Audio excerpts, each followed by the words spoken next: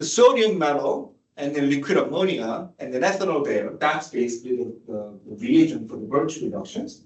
We've got a benzene with the methyl, it's a related donating groups, and then methoxy, that's also related donating groups. So we know the Birch reduction is going to reduce the benzene to the 1,4-cyclohexadiene, but which what double bond is going to be placed, that is basically what we need to figure it out.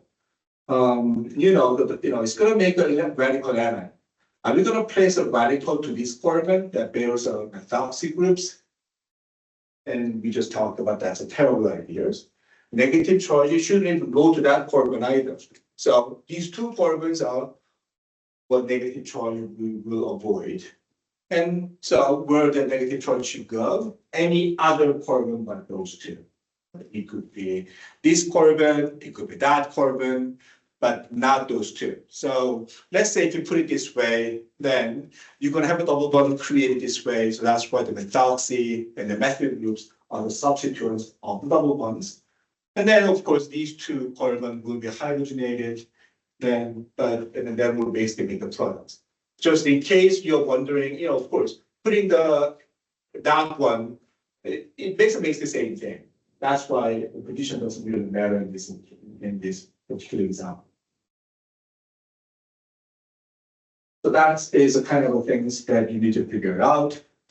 Looking at this question, we got the same Birch reduction conditions, but this time, this alkyl chain, that part is electron donating groups, but we got the carbonyl here, that's electron withdrawing groups.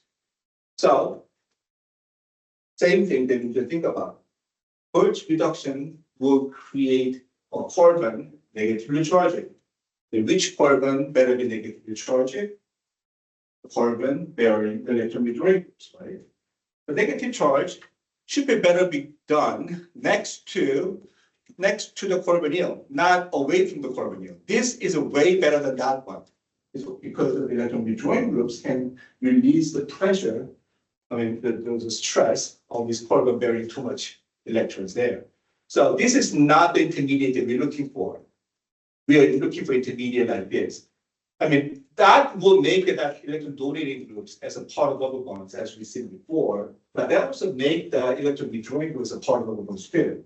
So that's why I just want you to understand, placing negative charges, stabilizing those anions should be the most critical part, not memorizing, sure the electron withdrawing groups shouldn't be part of double bonds, things like that. So this is intermediate, I think is most stable because of that negative charge carbon having electron withdrawing groups.